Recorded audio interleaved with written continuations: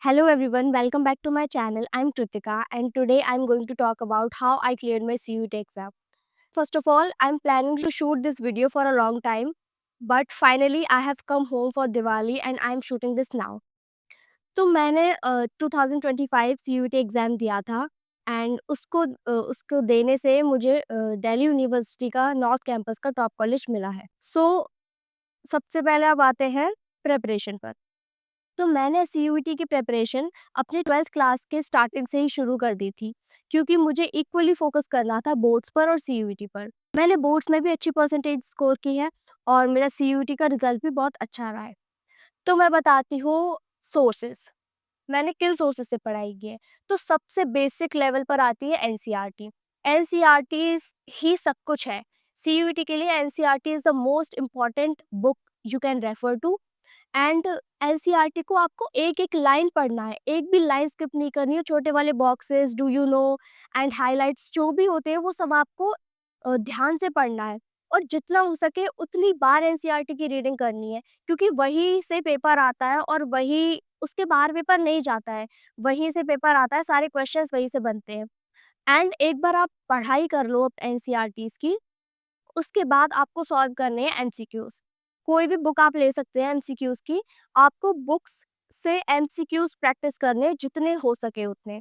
क्योंकि जब तक आप क्योंकि वहाँ पर टाइम का भी बहुत बड़ा इश्यू होता है।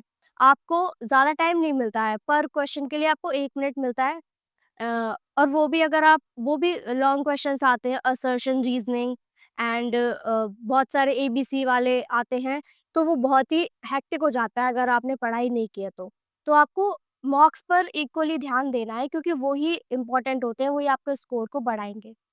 एंड मैंने रिलीजियसली सीयूईटी पर फोकस कब से दिया? मार्च में मेरे बोर्ड्स के एग्ज़ाम्स खत्म हुए थे, उसके बाद मई में पेपर स्टार्ट हुए थे सीयूईटी के, तो मेरे पास अप्रॉक्स 1 एंड हाफ मंथ था। तो मैंने उसी दौरान अच्छे से सीयूईटी की प्रिपरेशन की।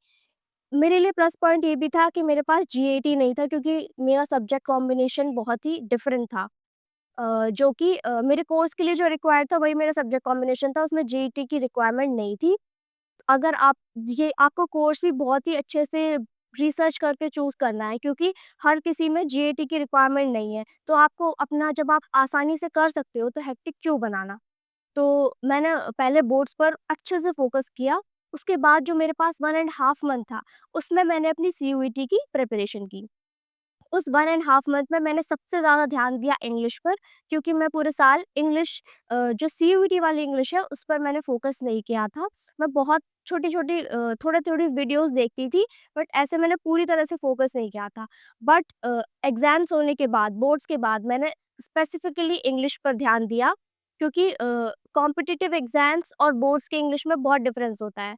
वोकैब्युलरी, पैसेज, अनसीन पैसेजेज़ एंड बहुत सारी चीज़ें होती हैं और भी, figure of speech, literary terms, ये सब बहुत ही वाइड सिलेबस होता है इसका, तो उस पर अच्छे से ध्यान दिया था।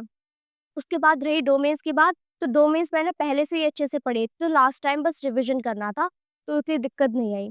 बाकी सीयूईटी का पेपर है टफ, इस चीज़ को आप बिल्कुल हल्के में मत लेना कि हो जाएगा।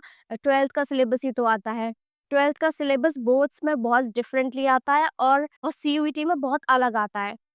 सबसे बड़ा प्लस पॉइंट या फिर आप डिसएडवांटेज भी कह सकते हो जो आपको ध्यान रखना है, कि इसमें नेगेटिव मार्किंग होती है। बोर्ड्स में कोई नेगेटिव मार्किंग नहीं होती है। इसमें नेगेटिव मार्किंग होती है अगर आपने एक क्वेश्चन गलत किया या आपने तुक्का लगाया और वो गलत हुआ, तो आपके सीधे-सीधे 6 मार्क्स रिड्यूस होंगे।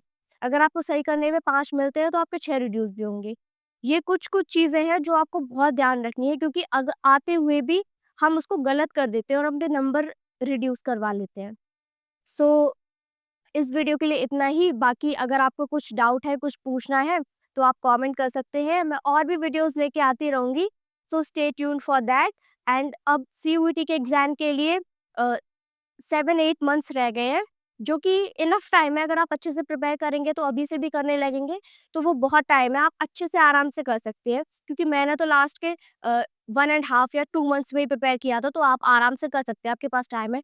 और ये बात बिल्कुल सीयूईटी को हल्के में मत लेना, अच्छे से जितना पहले से प्रिपरेशन स्टार्ट कर दोगे, उतना ही बेटर है। Thank you for watching this video, hope to see you soon, bye bye. Take care.